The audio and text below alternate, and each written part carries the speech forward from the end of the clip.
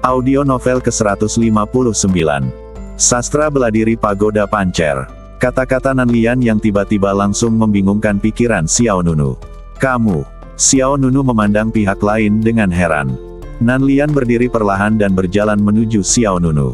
Setiap langkah membuat Xiao Nunu merasa tidak nyaman. Nanlian berhenti kurang dari setengah meter dari Xiao Nunu. Angin malam yang sejuk meniupkan sehelai rambut Nanlian ke wajah Xiao Nunu.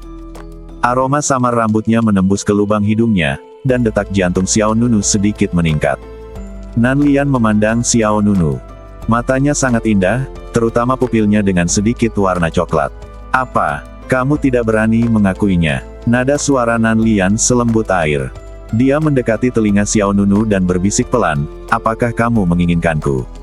Atau kamu menginginkan hidupmu? Atau hidup? Badan Xiao Nunu bergetar, dan perasaan dingin tiba-tiba melonjak dari tumit hingga punggungnya. Tahukah Anda, wanita di depan Anda telah dikenal sebagai iblis selama berabad-abad. Dengan kekuatannya saat ini, dia bisa bunuh diri dengan satu tangan. Pada saat ini, ketika Xiao Nunu berada dalam kebingungan, dia juga merasakan bahaya yang kuat. Xiao Nunu tanpa sadar mundur beberapa langkah, setetes keringat dingin menetes di pipinya. Nanlian mensibir, "Hah, orang jahat. Ada apa denganmu? Dia hanya ingin peduli pada orang lain. Lagi pula, bukankah dialah yang pertama kali mengambil inisiatif? Di mana kamarmu?" Nanlian bertanya dengan tenang. Xiao Nunu tertegun sejenak, lalu menunjuk ke arah asalnya. Nanlian Liu memutar pinggangnya sedikit, lalu berjalan menuju ke arah kamar Xiao Nunu. Xiao Nunu ragu-ragu, dan akhirnya tidak berkata apa-apa. Sesaat kemudian, kamar Xiao Nunu. Nanlian sedang berbaring di tempat tidur dengan punggung menghadap Xiao Nunu. "Aku akan tidur di tempat tidur malam ini." Xiao Nunu bertanya tanpa sadar, "Bagaimana denganku?" Temukan solusimu sendiri. Ngomong-ngomong, izinkan aku mengingatkanmu, jika kamu berani datang dalam jarak 2 meter dariku, aku akan memotong tanganmu sehingga kamu bahkan tidak bisa berpartisipasi dalam kompetisi pemurnian senjata. Jawab Lian enteng, lalu memejamkan mata. Xiao Nunu marah dan lucu. Saya tidak tahu harus berkata apa. Apa sebenarnya yang ingin dilakukan wanita ini? Jika saya mengetahuinya lebih awal, saya tidak akan bersikap sopan, tetapi sekarang lebih baik. Tidak hanya tempat tidurnya terisi, tetapi saya juga berjuang secara internal. Pesona iblis abadi tidak dapat disembunyikan. Sosok Nanlian sangat anggun. Dia tidak hanya memiliki penampilan yang tiada taraf, tetapi sosoknya juga sempurna. Melihat punggungnya terbaring di tempat tidur, pikiran Xiao Nunu tidak bisa tidak mengingat malam mimpi di istana dinasti Yushui yang ditinggalkan. Sampai hari ini, Xiao Nunu merasa saat itu seperti mimpi. Dunia hanya tahu bahwa dia adalah iblis abadi yang terjerumus ke jalan jahat. Tetapi Xiao Nunu tahu bahwa Nanlian memiliki saat-saat yang riang dan bahagia sebelum dia dirasuki iblis. Dan semakin dia mengingat apa yang terjadi sebelumnya, Xiao Nunu semakin bingung. Xiao Nunu menghela nafas panjang, berbalik dan pergi ke ruang latihan sebelah. Tidak ada wanita di hatiku, jadi aku menghunus pedangku kepada Dewa Alam. Segera, Xiao Nunu duduk di meja latihan dan mengeluarkan diagram pedang pembunuh langit. Jangan menunggu sampai aku melampauimu dalam kekuatan, ketika saatnya tiba, aku akan mengambil semuanya. Xiao Nunu mengutuk dan menyebarkan diagram pedang pembunuh langit, dan segera mulai berlatih. Di tempat tidur di kamar sebelah. Dengan mata terpejam, Nanlian diam-diam mengutuk, pengecut. Setelah itu, senyuman muncul di bibirnya, lalu dia merilekskan badannya dan perlahan tertidur lelap. Suatu malam, terbang lewat.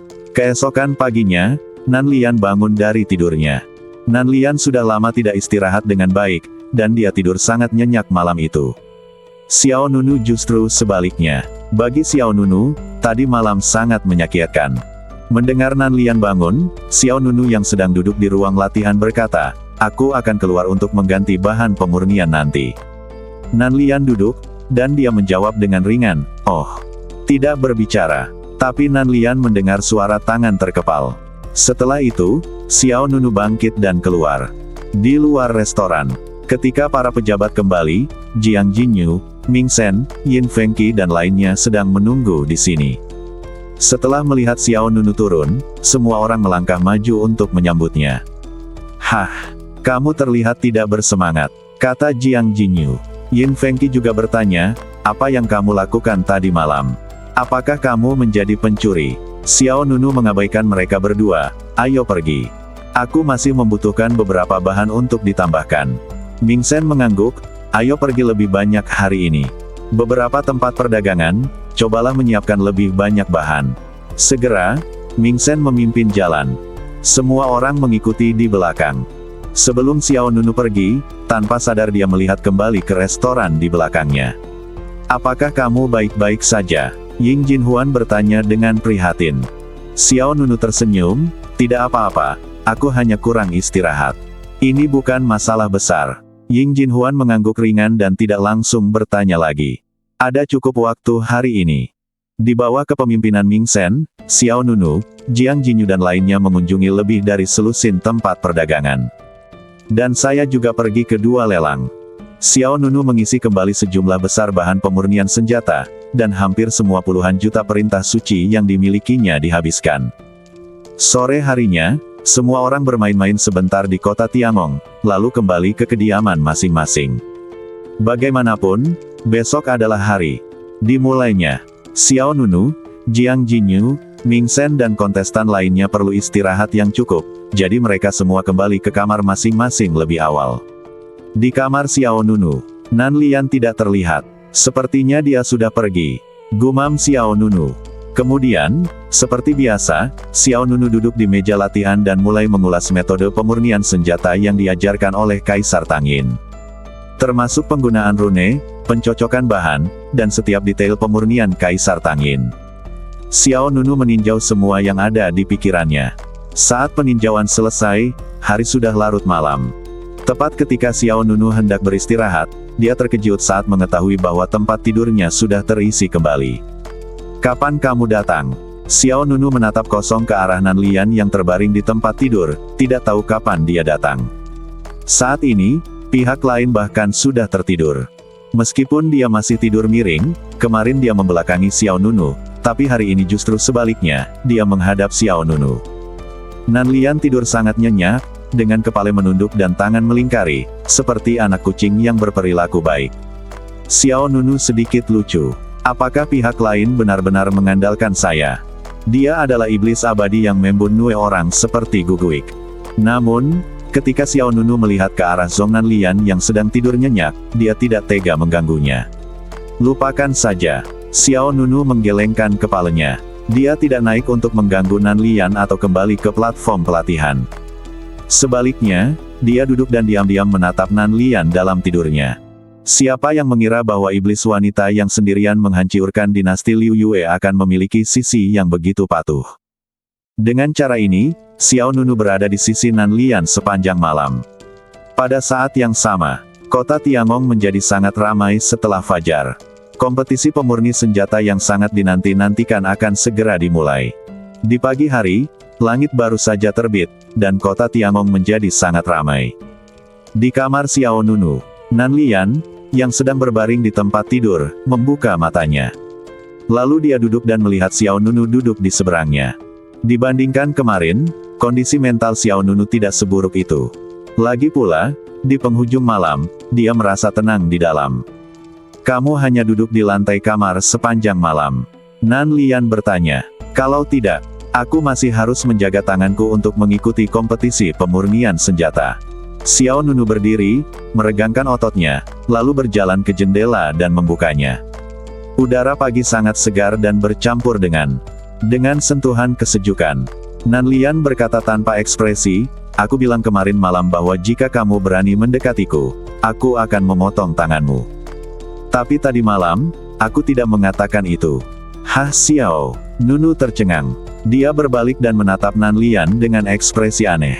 Nan Lian mengangkat alisnya sedikit, mata coklatnya dipenuhi sedikit rasa geli. "Tidak ada kemungkinan sekarang." Setelah akhirnya tenang, kata-kata Nan Lian tiba-tiba membuat keadaan kembali kacau. Wanita ini benar-benar sebuah bencana. Meski begitu, tapi, Xiao Nunu masih ingin bertanya, apakah pihak lain akan datang malam ini.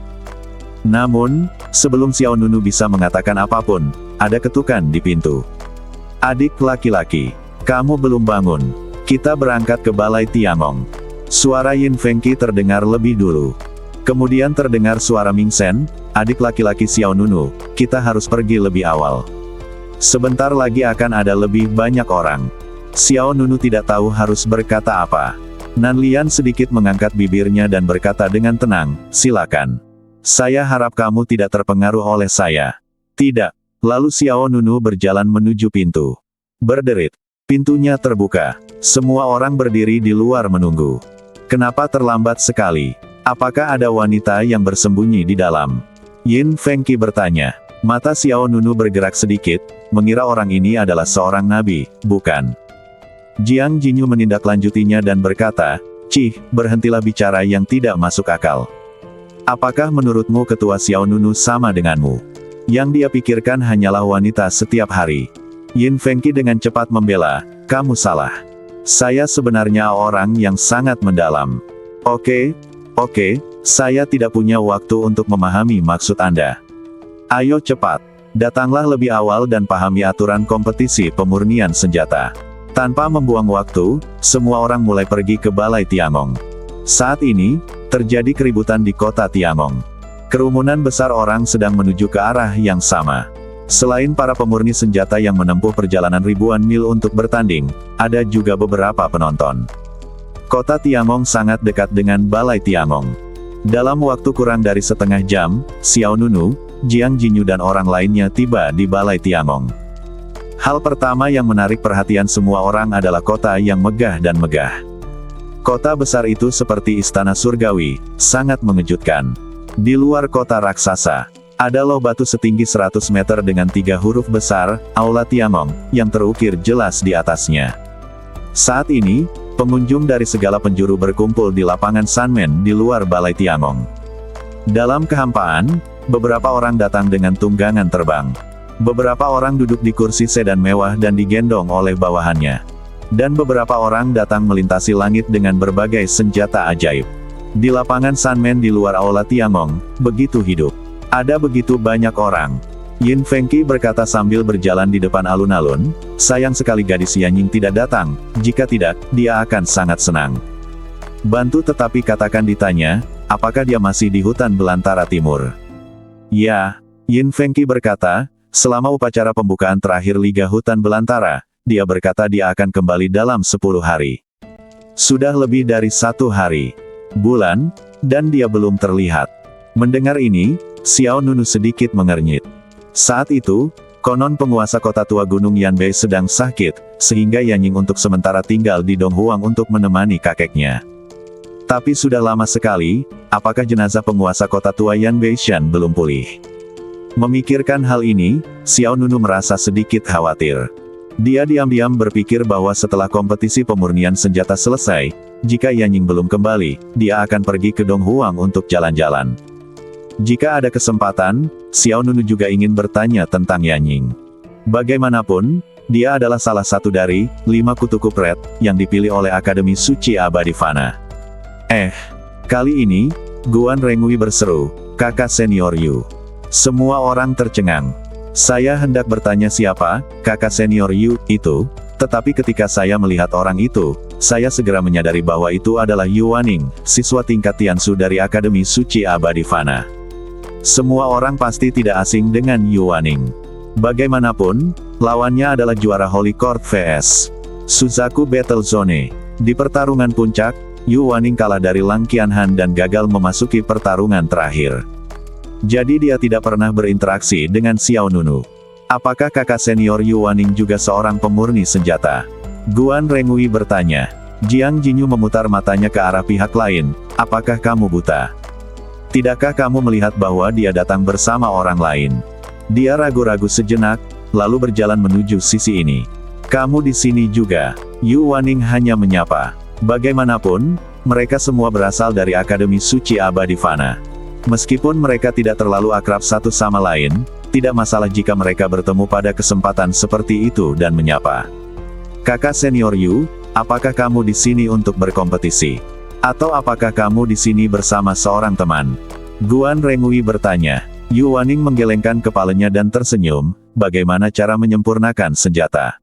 Aku di sini untuk menemanimu saat ini. Dua sosok, seorang pria dan seorang wanita, datang. Temperamen kedua orang ini nampaknya luar biasa.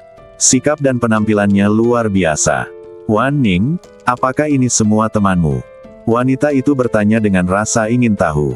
Yu Waning menjawab, mereka semua adalah adik-adik dari Akademi Suci Abadi Fana. Benarkah? Wanita itu kemudian bertanya, bukankah Dewa Perang baru yang mengalahkan Lang Qianhan ada di sini? Dia segera. Yu Waning menunjuk ke depan dan berkata, itu dia.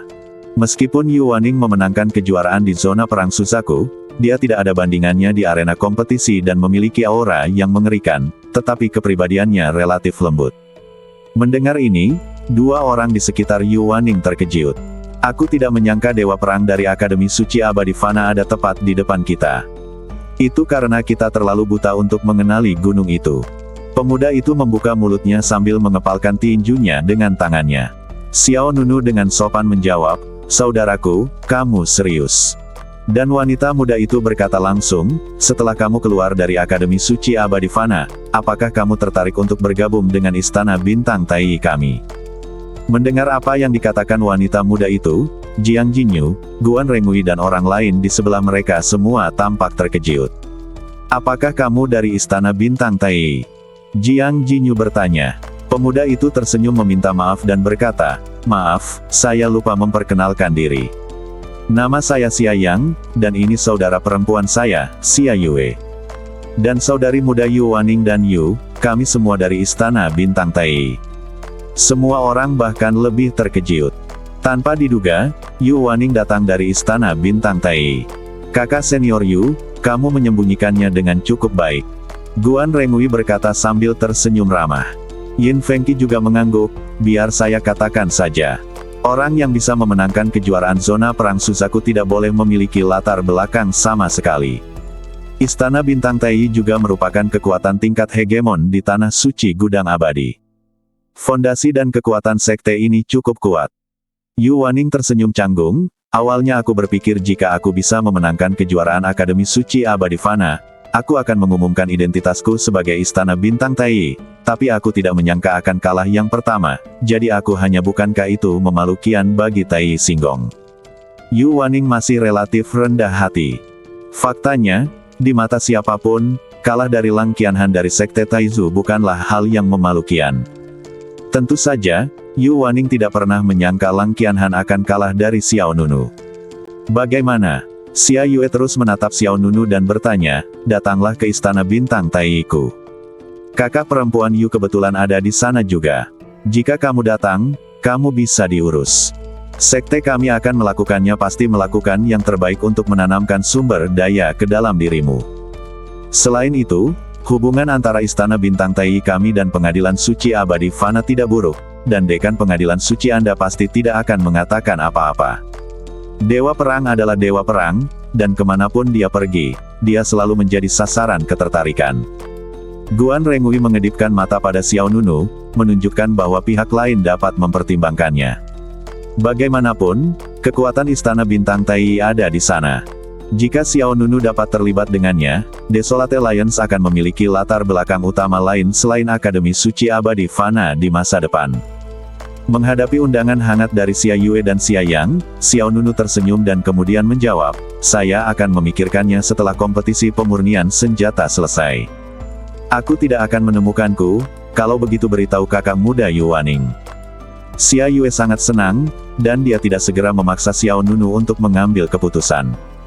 Di sebelahnya, Yu Waning diam-diam menatap Xiao Nunu, dan dia berpikir bahwa jika monster seperti itu bisa bergabung dengan sektenya, kekuatan masa depan Istana Bintang Tai pasti akan mencapai tingkat yang lebih tinggi. Xiao Nunu mengangguk sambil tersenyum. Pada saat ini, duar. Tiba-tiba, aliran udara besar muncul di langit di atas lapangan Sanmen. Semua orang yang hadir kaget. Saya melihat badai berbentuk corong menutupi kekosongan. Di tengah badai, sebuah piringan selebar lebih dari 10 meter muncul di hadapan semua orang. Cakram itu ditutupi dengan rune yang luar biasa dan memancarkan fluktuasi kekuatan yang kuat. Itu adalah cakram angin suci. Yu Waning berkata dengan suara yang dalam. Wajah Jiang Jinyu, Yin Fengqi, Guan Rengui dan lainnya sedikit berubah. Mata Xiao Nunu sedikit menyipit. Dengan momentum yang begitu kuat, Divine Wind Disc, ini pasti menjadi senjata kekaisaran tingkat daftar. Xia yang dari Istana Bintang Tai kemudian berkata, orang-orang dari Sekte Knocking Immortal telah tiba. Ada kekacauan di alun-alun gerbang Gunung Aola Tiangong. Semua orang mengangkat kepala dan melihat hidangan Dharma besar di langit. Cakram angin ilahi adalah senjata ajaib peringkat ke-19 dalam daftar senjata kekaisaran. Tampaknya seseorang dari Sekte Abadi Kowling telah tiba. Sungguh mengesankan. Seperti yang diharapkan dari Sekte Abadi Kowling, dia benar-benar muncul bersama senjata kekaisaran tingkat daftar. Semua orang menggelengkan kepala karena terkejut dan melihat ke atas. Saya melihat lebih dari 10 orang berdiri di piring kamikaze. Pemimpinnya adalah seorang pemuda berusia 20-an. Pemuda itu mengenakan jubah api ungu, dengan wajah lancip dan gaya rambut janggut naga. Saat dia melihat orang ini, terjadi keributan di lapangan Sanmen. Itu Master Yue, jenius nomor 1 dari Sekte Koxian. Kamu benar-benar muda. Reputasinya sangat populer dalam beberapa tahun terakhir. Si Jiu, salah satu penyuling senjata. Yah, aku masih tahu ini. Tuan Si Jiu sendiri yang mengatakannya di awal. Dia mengatakan bahwa di antara banyak penyuling senjata di Kuxianmen, hanya Fu Yue yang bisa mengungguli dia di masa depan. Tuan Si Jiu bahkan mengatakan dengan jujur bahwa Fu Yue adalah keterampilan dari pemurnian senjata tidak kalah dengan miliknya. Hah, apakah dia begitu kuat? Maka pemenang kompetisi pemurnian senjata ini pasti Fu Yue. Kemungkinan menang sangat tinggi. Kemunculan Fu Yue menimbulkan sensasi yang luar biasa.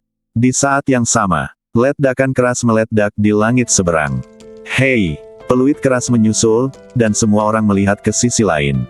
Hoa, aku melihat seekor burung luan berwarna-warni menerobos awan dan mengepakkan sayapnya. Burung luan ini sangat terang, dengan pelangi suci yang panjang di belakangnya. Di punggung burung luan, berdiri seorang wanita muda yang mulia dan dingin. Pakaian wanita itu dipotong dengan sangat indah, dengan sulaman brokat yang indah di atasnya. Dia berdiri di belakang burung luan yang berwarna-warni, menghadap orang-orang di bawah, seperti seorang bangsawan yang anggun. Itu Jisurong dari Taizu, dan dia adalah murid Master Si Jiu. Bukankah Master Si Jiu adalah anggota dari Sekte Abadi? Mengapa dia menjadi murid Jisurong? Tahukah kamu, Sekte Taizu, dan Sekte Kuxian, keduanya didirikan oleh orang yang sama. Dinasti. Ya, jadi Sekte Taizu dan Sekte Kuxian berasal dari asal yang sama. Masuk akal jika Guru Si Jiu menerima murid pada saat yang sama. Seluruh tanah suci Xianxiong beberapa waktu lalu. Iblis wanita, apakah ada berita tentang dia baru-baru ini? Ya, baru bulan lalu, dia muncul di dekat Sekte Taizu, dan dikatakan bahwa dia membunuh pelindung Sekte Xietusong. Ya dewa, Penatua Xietusong adalah ahli top di tingkat kaisar. Bagaimana dia bisa mati begitu saja? Oh, iblis wanita itu begitu kuat sehingga Penatua Xietusong bahkan tidak memiliki kemampuan untuk melawan. Dipenggal, kekuatan wanita ini sangat menakutkan. Di tengah diskusi, dua penyuling senjata berbakat Fu Yue dari Sekte Kuxian dan Jisurong dari Sekte Taizu tiba di lapangan Sanmen satu demi satu. Bas. Kemudian, Fu Yue menyingkirkan piringan angin ilahi, senjata kekaisaran tingkat daftar, dan aliran udara kuat yang menyelimuti dunia dihentikan. Jisurong juga turun dari burung luan yang berwarna-warni. Begitu dua pemurni senjata jenius muncul di tempat kejadian, mereka sama menariknya dengan bintang dan bulan yang cerah. Di sisi lain, Xia Yue dari Tai Star Palace berkata, ini sangat terkenal. Xia yang di sebelahnya tersenyum, tidak apa-apa, jangan terlalu stres, kita hanya harus menjaga mentalitas kita. Saat ini, dua sosok muncul di depan semua orang. Tuan Jiasiu, mata Xia yang tiba-tiba berbinar. Xia Yue juga terkejut. Tuan Jiasiu, apakah Anda di sini? Lama tidak bertemu. Dihadapkan pada sapaan hangat dari kedua orang itu, Jiasiu hanya mengangguk dengan tenang. Kemudian, matanya tertuju pada Xiao Nunu. Bukankah orang yang mengajarimu cara membuat senjata ada di sini? Xiao Nunu menjawab dengan sikap yang tidak rendah hati atau merendahkan, laporkan kepada guru Jia Xiu, guruku tidak punya waktu. Sebelum Jia Xiu dapat berkata apapun, Dan Xing Hao, yang berdiri di sampingnya, membuka mulutnya untuk menantang. Apakah kamu takut kalah dan dipermalukan? Tentang Dan Xing Hao semua orang menyadari dendam antara dia dan Xiao Nunu. Yu Waning juga mendengarnya. Pada saat ini, Dan Xing Hao sangat bersemangat. Sejak kalah dari Xiao Nunu terakhir kali, Dan Xing Hao sempat lesu selama beberapa waktu, namun kini kepercayaan dirinya kembali. Dari raut wajahnya, terlihat jelas bahwa Xiao Nunu sudah yakin. Ahem, Bah Tiuk. Guan Rengui berpura-pura Bah Tiuk 2 kali, lalu berkata sambil tersenyum, adik laki-laki Dan Xing Hao, kita semua adalah perwakilan dari Akademi Abadi Fana. Saat ini, kita harus bekerja sama dan menghadapinya dunia luar. Tidak perlu terlalu agresif. Dan Xing Hao tampak mencemooh. Apakah dia layak? Dan Xing Hao memiliki sikap tidak menyerah sampai dia menginjak Xiao Nunu.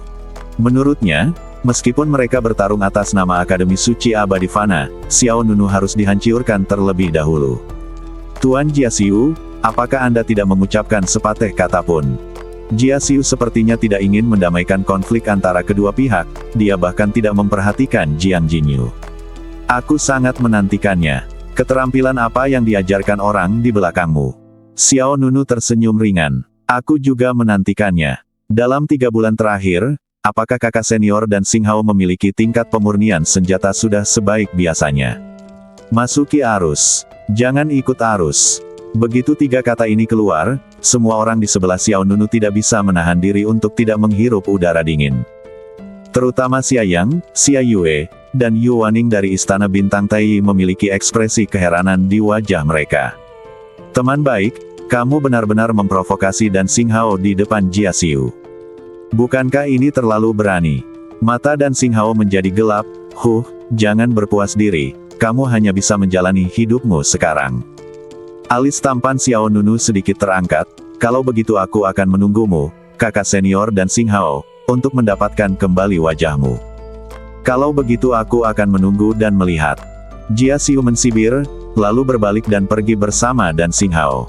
Di samping Xia Yang dan Xia Yue, mereka menatap Xiao Nunu dengan ekspresi aneh. Adik laki-laki Xiao Nunu, bolehkah aku bertanya siapa gurumu? Xia Yang bertanya. Xiao Nunu menjawab, kamu bahkan tidak mengenal orang yang tidak disebutkan namanya.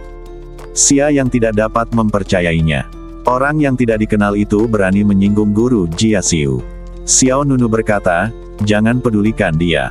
Lagi pula, kamu bisa, jangan sampai kalah dalam hal momentum. Ini, oke. Xia Yang tidak mengatakan apapun atas tanggapan Xiao Nunu. Pada saat yang sama, di sisi lain lapangan Sanmen, sepasang mata dingin menatap ke arah kerumunan dan menatap dingin ke arah Xiao Nunu di depannya. Orang ini tidak lain adalah Shen Yaoshu, putri dari rumah pedang Shen Yao dan murid Master Cao Si, salah satu dari 10 penyuling senjata terkuat. Shen Yasu tidak bisa menyembunyikan kebencian di matanya, dan dia berkata diam-diam. Lebih baik tidak bertemu denganku, jika tidak, kamu tidak akan mendapatkan keberuntungan yang sama seperti terakhir kali di Furongsuan. Para pemurni senjata berkumpul semakin banyak, pada saat ini, bel bergemuruh terdengar di Aula Tiangong. Pret, sompret. Sial. Suara bel itu sangat megah, seperti air pasang, terus-menerus memengaruhi pikiran semua orang. Segera setelah itu, suara yang kuat terdengar di telinga semua orang. Kompetisi pemurni senjata akan segera dimulai. Para kontestan, harap bersiap. Peserta, harap bersiap. Setelah bel keras berbunyi menembus awan, suara agung datang dari langit di atas Aula Tiangong. Semua orang terkejut. Segera, banyak pemurni senjata di lapangan Sanmen menunjukkan ekspresi penuh harap di wajah mereka. Itu akan datang, itu akan datang, itu akan segera dimulai. Mengapa kamu bersemangat? Seolah-olah kamu bisa memenangkan kejuaraan. Tentu saja aku bersemangat dengan kompetisi pemurnian senjata yang diadakan sekali dalam 100 tahun ini. Kali ini saya bisa berkomunikasi dan belajar dari banyak penyuling senjata di dunia. Sekalipun Anda tidak bisa memenangkan kejuaraan, Anda harusnya bahagia. Anda memiliki sikap yang baik Tuan sampai kamu menangis. Pada saat ini, sesuatu muncul di langit di luar Istana Tiangong. Seberkas cahaya jatuh dari langit. Hoa, hoa, hoa. Segera setelah itu, beberapa sosok luar biasa tertahan di kehampaan. Pemimpinnya adalah seorang pria parubaya berusia 40-an. Pria itu berkata, pertama-tama, sambut semua pembuat senjata yang datang dari jauh untuk berpartisipasi dalam kompetisi pemurnian senjata. Nama saya Fang Leng, dan saya orang yang bertanggung jawab menerima Anda. Setelah jeda, Fang Leng melanjutkan, sebelum kompetisi dimulai, pertama-tama saya ingin menentukan berapa banyak orang yang akan berpartisipasi dalam kompetisi ini. Setelah mengatakan itu, Fang Leng yang berdiri di udara mengangkat tangan kanannya dan merentangkan jarinya ke atas. Bas! Cahaya terang mengembun dari tangan Fang Leng. Segera, bola cahaya berwarna-warni terbang ke langit. Fang Leng kemudian membuat segel dengan satu tangan dan berteriak dengan suara yang dalam, "Buka!" Dengan suara nyaring, bola cahaya tiba-tiba meledak di langit. Terjadi ledakan, bang! Dan langit dipenuhi bunga dewa berwarna-warni. Di bawah sepasang mata yang penuh kegelisahan, hujan ringan yang tak terhitung jumlahnya bermekaran seperti kembang api di atas lapangan Sunman. Selama pergerakan hujan ringan tersebut, mereka benar-benar berubah menjadi anak panah giok putih dengan kecepatan yang terlihat dengan mata telanjang.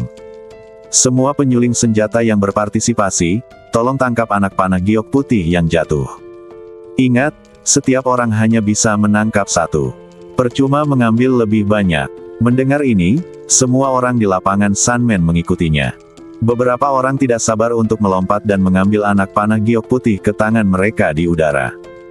Segera, Xiao Nunu, Jiang Jinyu, Ming Sen, dan Xia Yang serta Xia Yue dari Istana Bintang Tai semuanya mendapat anak panah giok putih. Anak panahnya kecil dan indah, dan pengerjaannya sangat indah. Ada nomor di sana, kata Jiang Jinyu. Hah! Semua orang terkejut. X. Xiao Nunu melihat lebih dekat, dan benar saja, anak panah giok putih di tangannya memiliki tulisan 9. Tidak, 9, kata Xiao Nunu. Ming Sen berkata, saya nomor 4. Jiang Jinyu mengambil anak panah di tangannya dan berkata, nomor 5. Xia Yang dan Xia Yue dari Tai Star Palace juga menyebutkan nomor mereka masing-masing. Nomor 3 dan nomor 4. Hehe, aku nomor 6, Liu Liu Dasun. Tawa sumbang terdengar dari samping, dan Yin Fengqi terlihat memegang panah giok putih di tangannya. Jiang Jinyu memutar matanya ke arah orang lain, apakah kamu sudah cukup makan? Apa yang kamu lakukan dengan nomor itu? Yin Fengqi menjentikkan rambutnya, sejujurnya, saya sebenarnya memiliki sedikit penelitian di bidang pemurnian senjata.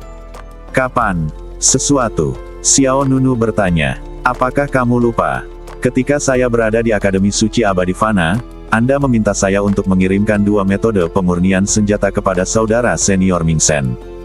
Saya menyimpan salinannya sendiri dan mempelajarinya sendiri akhir-akhir ini. Hari ini saya memanfaatkan kesempatan ini untuk biarkan kamu dunia telah menyaksikan kelahiran seorang pemurni senjata jenius. Mendengar ini, semua orang menggelengkan kepala. Ya dewa, Jiang Jinyu tidak bisa berkata-kata. Dia menatap Xiao Nunu dan Ying Jinhuan dengan keraguan di wajahnya. Bagaimana mungkin sekte Piao Miaomu masih memiliki hal yang aneh? Dia sudah terbiasa dengan hal itu. Ying Jinhuan tersenyum ringan dan berkata, jangan berprasangka buruk terhadap sekte Piao Miao kami karena dia.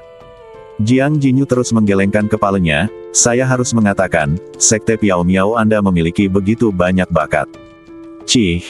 Mata Yin Fengqi penuh dengan penghinaan, wanita bodoh, jangan biarkan aku menamparkan wajahmu nanti. Jiang Jinyu tidak mau kalah, aku menunggu untuk melihatmu meledak kantungku. Kata-katanya baru saja selesai. Fang Leng, resepsionis Balai Tiangong, berbicara lagi. Apakah kalian semua punya anak panah giok putih dengan nomor di atasnya? Selanjutnya, izinkan saya memberitahu Anda tentang peraturan kompetisi pemurnian senjata. Ada 3 babak kompetisi dalam kompetisi pemurnian senjata ini. Babak pertama adalah babak penyisihan. Terjadi keributan di lapangan Sunman. 3 ronde, banyak sekali. Yah, sepertinya ini bukan hanya kompetisi keterampilan memurnikan senjata, tapi juga ujian kekuatan mental dan fisik. Saat Fang Lenggang selesai berbicara, tiba-tiba, bas, bas, bas. Gelombang fluktuasi energi yang kuat dilepaskan di langit di depan Tiangong Hall. Segera setelah itu, satu demi satu, gerbang teleportasi seperti pusaran air luar angkasa muncul di udara. Setiap gerbang luar angkasa berbentuk lingkaran besar. Tampak seperti meja putar, memancarkan cahaya yang mempesona. Ada nomor yang ditandai di bagian atas setiap gerbang transmisi ruang angkasa. Jumlahnya dari 1 sampai 10. Semuanya, karena terlalu banyak penyuling senjata yang berpartisipasi dalam kompetisi, babak eliminasi pertama perlu dibagi menjadi beberapa zona. Berapapun nomor yang Anda dapatkan, masuklah ke gerbang teleportasi. Saat Anda masuk ke dalam, seseorang secara alami akan memberitahu Anda apa yang harus dilakukan selanjutnya. Fang Leng mengangkat tangan kirinya, seolah menekan kegelisahan hati semua orang. Kalimat terakhirnya adalah hanya ada 200 pembuat senjata yang bisa melaju ke babak kedua, jadi saya harap semua orang bisa mengikuti tes babak pertama dengan serius. Begitu kata-kata ini keluar, seluruh penonton menjadi gempar. Banyak penyuling senjata yang bersemangat tidak bisa menahan diri untuk tidak merasakan ledakan tekanan yang tak terlihat. Hanya 200 orang yang lolos. Bukankah tingkat eliminasi di babak pertama terlalu tinggi?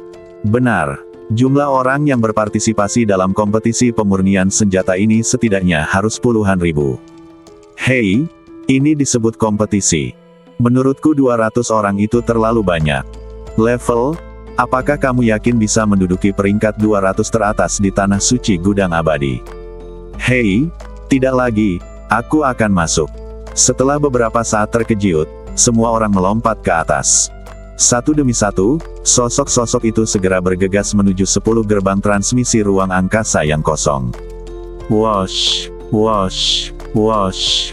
Banyaknya sosok itu seperti sekumpulan ikan mas yang terbang di atas gerbang naga. Fu Yue dari Sekte Knocking Immortal, Jisurong dari Sekte Taizu, dan lainnya berubah menjadi garis cahaya dan bayangan dan memasuki zona pertempuran masing-masing. Tuan, saya ikut. Dan Xing Hao, berdiri di samping Tuan Jia Xiu, berkata. Jia Xiu mengangguk sedikit, bakat pemurnian senjatamu pasti termasuk yang terbaik di tanah suci Xianxiong. Kamu harus percaya pada kemampuanmu sendiri. Ya, keyakinan dan Xing Hao meledak. Ada senyuman mencemooh di wajahnya, lalu dia bergerak dan memasuki gerbang teleportasi nomor 8. Sisi Xiao Nunu, Xia Yang dan Xia Yue dari Istana Bintang Tai saling memandang, dan Xia Yue berkata kepada Yu Waning, "Waning, tunggu kami di sini." Ya, Yu Waning mengangguk. Xia Yang juga berkata kepada Xiao Nunu, Jiang Jinyu dan yang lainnya, "Ayo pergi juga. Ayo, pergi. Ayo pergi. Hoa, hoa, hoa." Jiang Jinyu, Ming Shen, dan Yin Fengqi menemani Xia Yang dan Xia Yue ke babak pertama. Ketika para pejabat kembali, mereka seharusnya bersenang-senang, dan Yu Waning serta 2 orang lainnya tetap berada di luar. Xiao Nunu berada di divisi 9. Dia berubah menjadi cahaya dan bayangan keemasan dan terbang ke gerbang teleportasi dalam kehampaan. Fiuh! Cahaya putih menyala, dan detik berikutnya, Xiao Nunu muncul di langit di atas arena nomor 9. Di bawahnya terdapat ladang pemurnian senjata yang sangat luas. Di bidang pemurnian senjata, terdapat ribuan platform pemurnian senjata yang ditata secara tertib. Setiap platform pemurnian memiliki panjang dan lebar lebih dari 10 meter. Jarak antara platform pemurnian dan platform pemurnian juga sangat memadai. Peserta, silakan datang ke platform pemurnian, satu untuk setiap orang. Jangan berbagi platform pemurnian yang sama dengan banyak orang. Sebuah suara yang kuat terdengar di telinga semua orang. Saya melihat platform tinggi di arah utara ladang pemurnian senjata. Ada lebih dari selusin sosok berdiri di atas panggung. Selusin orang ini semuanya mengenakan jubah hitam seragam. Ada juga 4 karakter Cina cantik di jubahnya, Qiao Wanwan. Pemimpinnya adalah seorang lelaki tua berjanggut putih. Dia berdiri di depan dan menyampaikan informasi langkah selanjutnya kepada para kontestan yang memasuki area ke-9. Hoa, hoa, hoa. Semua orang di divisi 9 tidak ragu-ragu dan jatuh menuju lapangan pemurnian senjata besar di bawah. Xiao Nunu juga secara acak menemukan platform pemurnian yang kosong dan mendarat di sana. Orang-orang dari segala arah mendarat di platform pemurnian senjata di sekitarnya satu demi satu, seperti sekawanan burung yang lelah mencari tempat terbuka untuk beristirahat. Perabotan di meja pemurnian sangat sederhana, antara lain tungku dan meja kerajinan. Adapun bahan untuk pemurnian, semuanya disiapkan sendiri dan tidak disediakan oleh Balai Tiangong. Apakah semuanya ada di sini? Orang tua berjubah hitam itu mengingatkan lagi. Setelah 10 hitungan, putaran pertama kompetisi pemurnian senjata secara resmi akan dimulai. 2, 1. Saat hitungan mundur berakhir, semua kontestan di arena nomor 9 sudah berada di tempatnya. Dilihat dari kejauhan, ribuan platform pemurnian tersusun rapi, seperti balok-balok tahu besar yang menutupi tanah. Saat berikutnya, cahaya terang melintas di seluruh lapangan. Wosh, wosh, wosh, wosh, wosh, wosh. Tiba-tiba, 10 senjata muncul di meja pemurnian senjata tempat semua orang duduk. Apa yang terjadi? Bagaimana caramu mengeluarkan senjata kepada kami? Para penyuling senjata di setiap platform penyempurnaan senjata semuanya bingung. 10 senjata juga muncul di depan Xiao Nunu. Bentuk senjatanya berbeda-beda, ada yang panjang dan ada yang pendek, ada yang besar dan ada yang kecil, disusun berjajar di atas meja, memancarkan suasana dingin. Pria tua berjubah hitam di platform tinggi di utara menjelaskan, tema babak sistem gugur pertama adalah perbaikan. Tempat itu gelisah. Apakah ada masalah dengan senjata-senjata ini? Benar saja, lelaki tua berjubah hitam itu berkata, senjata di depanmu semuanya rusak. Yang harus kamu lakukan adalah memperbaiki ke-10 senjata itu. Semua orang tiba-tiba mengerti. Orang tua berjubah hitam melanjutkan, pada babak penyisihan pertama, hanya ada 200 tempat promosi. 200 orang teratas yang menyelesaikan tugas paling cepat dapat maju ke babak berikutnya. Saya perlu mengingatkan Anda. Setelah jeda, lelaki tua itu berkata dengan sungguh-sungguh. 200 kuota itu untuk 10 wilayah kompetisi. Dengan kata lain, lawanmu bukan hanya orang-orang di sekitarmu, tapi juga para pembuat senjata dari 9 wilayah kompetisi lainnya. Mendengar ini, semua orang di lapangan saling memandang. Dengan kata lain, semua penyuling senjata di 10 divisi akan bersaing memperebutkan 200 tempat promosi. Oleh karena itu, ke-10 senjata ini harus diperbaiki secepatnya. Jika tidak, jika Anda selangkah lebih lambat, Anda bisa tersingkir. Jika tidak ada keraguan, maka saya umumkan. Putaran pertama kompetisi pemurnian senjata dimulai. Putaran pertama kompetisi pemurnian senjata dimulai. Di area kompetisi nomor 9, lelaki tua berjubah hitam itu melambaikan tangannya, mengumumkan dimulainya kompetisi master pemurnian senjata. Tanpa ragu-ragu, banyak penyuling senjata di lapangan mulai mengalihkan perhatian mereka ke 10 senjata di depan mereka. Semua orang tahu betul seberapa tinggi tingkat eliminasi di babak pertama. Ada ribuan penyuling senjata di setiap area kompetisi. 10 divisi, itu berarti puluhan ribu orang. Dan jika ingin melaju ke babak selanjutnya, Anda harus memperebutkan 200 tempat tersebut. Xiao Nunu melihat ke-10 senjata yang diletakkan di tanah di depannya. Dengan pemikiran di benaknya, dengan suara, "Wosh," senjata pertama jatuh dengan mantap ke tangan Xiao Nunu. Senjata pertama adalah pistol pendek. Dari luar, tidak ada tanda-tanda kerusakan pada senjata pendek ini, sehingga rune internalnya hilang. Bas! Dalam sekejap, seberkas api biru menyala di mata Xiao Nunu. Meskipun dengan level pemurnian senjata Xiao Nunu saat ini, dia masih bisa memeriksa status senjatanya bahkan tanpa menggunakan mata pencarian. Namun dari segi konsumsi waktu, Secingai jelas lebih cepat. Lagi pula, hanya perlu satu pandangan untuk mendeteksi semua atribut senjata tersebut. Karena ada keterampilan yang berguna, tidak perlu menunda-nunda. Dalam sekejap, seluruh struktur senjata pendek itu muncul di mata Xiao Nunu. Memang benar runenya hilang. Kecurigaan Xiao Nunu terbukti. Sebanyak 13 rune hilang, dan segera, Xiao Nunu memadatkan 13 rune itu. Kemudian, 13 rune mulai disusun dan kemudian diukir menjadi senjata. Kiang. Pistol pendek berisi rune mengeluarkan suara gemuruh yang keras, dan cahaya dingin kemasan muncul di pistol itu. Berhasil. Xiao Nunu menunjukkan senyuman. Tanpa penundaan, Xiao Nunu mengambil senjata kedua ke tangannya. Senjata kedua adalah pisau. Ada celah yang jelas pada bilahnya. Xiao Nunu mengamatinya dengan murid pencarian. Rune internal sudah lengkap, jadi itu adalah lukia luar yang terpisah. Bahan yang digunakan untuk pisau ini adalah, batu giok tak berwarna. besi rahasia putih, dan pernis kuno Guiyuan. Xiao Nunu dapat melihat sekilas bahan yang dibutuhkan untuk menempa pisau ini. Xiao Nunu memiliki materi ini. Saat berada di kota Tiangong, Xiao Nunu telah menyiapkan banyak bahan pemurnian senjata. Segera, Xiao Nunu mengeluarkan batu giok tak berwarna, murad putih, dan bahan lainnya dan melemparkannya langsung ke tungku di sebelahnya. Di dalam tungku, nyala api merah menyala. Nyala api di dalam tungku adalah api bumi, yang khusus digunakan untuk memurnikan senjata. Intensitas apinya dapat dikontrol sesuai keinginan Xiao Nunu. Setelah beberapa saat, beberapa bahan dilebur di dalam tungku, dan Xiao Nunu mulai memperbaiki senjata kedua. Bagi penyuling senjata, memperbaiki senjata adalah keterampilan yang diperlukan dan sangat penting. Pada saat yang sama, ini juga menguji pandangan ke depan dan keterampilan dasar pemurni senjata. Sebuah senjata mungkin hilang dari luar, atau rune internal mungkin dihancurkan. Rune apa yang perlu digunakan untuk mengisi bagian yang hilang? Diperlukan untuk memperbaiki bagian yang hancur. Ada banyak pengetahuan di dalamnya. Meskipun Xiao Nunu tidak paham dengan proses perbaikan senjata, dia tahu bagaimana menyelesaikan masalah. Karena Kaisar Tangyin telah mengajari mereka semua hal ini. Pencocokan rune, penggunaan material, detail yang perlu diperhatikan saat menyempurnakan senjata, konten yang diajarkan Tangyin Qihuang kepada Xiao Nunu belum pernah diungkapkan oleh pembuat senjata lainnya.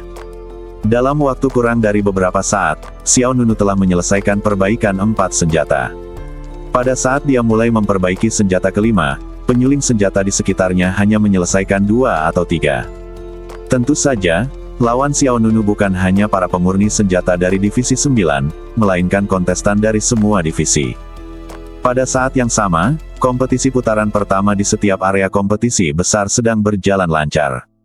Di lapangan Sanmen di luar Balai Tiangong, masih banyak orang. Ketika para pejabat kembali, Yu Waning, Ying Jinhuan dan mereka bertiga sudah menunggu di sini. Aku ingin tahu bagaimana pertempurannya.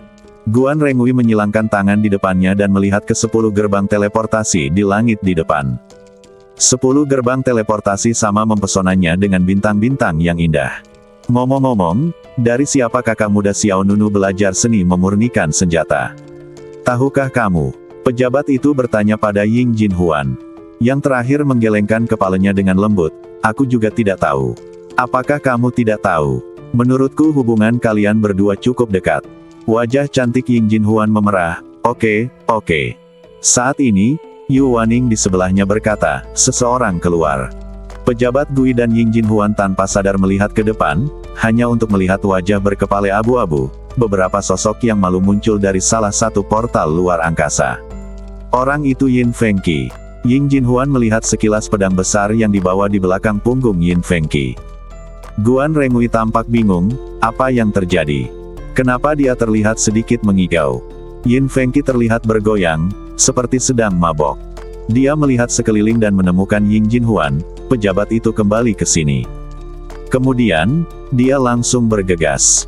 Cepat, lindungi aku, seru Yin Fengqi. Setelah itu, dia langsung berlari ke belakang sebuah gedung tak jauh dari mereka bertiga.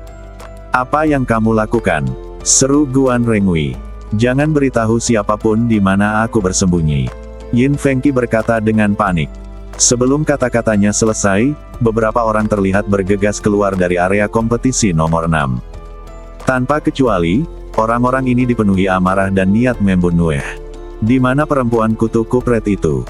Temukan dia secepatnya, aku akan memotongnya dan memberikannya kepada Guguik. Berani mengikuti kompetisi pemurnian senjata. Memperbaiki senjata sederhana seperti itu bisa meledakkan tungku. Ledakan. Itu bahkan mempengaruhi kita. Jangan biarkan dia kabur. Temukan dia secepatnya. Aku tidak bisa melampiaskan kebencianku tanpa membunuhnya. Melihat orang-orang yang marah di depan, pejabat itu kembali, Yu Waning, dan Ying Jinhuan tidak bisa menahan diri untuk tidak saling memandang. Apakah Yin Fengqi meledakkan tungku? Benarkah? Pantas saja dia lari dalam keadaan berantakan. Secara kebetulan, salah satu dari mereka berjalan menuju sisi ini. Pihak lain bertanya, betapa cabulnya? Guan Rengui bertanya. Pihak lain menjawab, sangat vulgar. Sekilas, Dia terlihat seperti tipe orang yang sering melontarkan lelucon kotor. Ketika mereka mendengar ini, mereka bertiga hampir tertawa saat itu juga. Ying Jinhuan dan Yu Waning menahan wajah mereka, dan Yu Waning menahan tawanya dan bertanya, ada apa dengan dia? Apa yang membuatmu begitu marah? Aku marah ketika membicarakan hal ini. Pihak lain mengertakkan gigi, matanya menyemburkan api. Aku tidak tahu dari mana anak jahat ini berasal. Dia tidak tahu cara memperbaiki senjata semuanya. Dia menghabiskan waktu lama mengutak-atik senjata suci tingkat rendah, dan akhirnya berhasil. Tungku meledak, dan beberapa dari kami yang berada di dekatnya mengalami bencana. Bukan. Sial, aku kesal sekali. Aku sudah menyelesaikan senjata ketiga. Tepat ketika aku sedang memperbaiki senjata keempat, sesuatu yang tidak terduga terjadi. Aku hampir terkena rune, dan bahkan senjata keempatku hancur. Itu hancur. Saya tercengang saat itu. 10 senjata berubah menjadi 9. Saya tidak menyangka bahkan sebuah senjata pun bisa dibuat menjadi pasangan yang cocok. Dapat dilihat bahwa pihak lain sangat marah. Tetapi karena Yin Fengqi meledakkan tungku, beberapa penyuling senjata di dekatnya semuanya terbunuh bersama-sama. Beberapa orang tidak dapat berjumlah 10 orang karena senjata mereka dihancurkan. Beberapa orang tersingkir karena serangan balik rune. Mereka terluka parah dan tidak dapat terus berkompetisi. Yang lain hanya marah dan menyerah begitu saja dalam kompetisi dan keluar untuk menyelesaikan masalah dengan Yin Fengqi. Bersambung.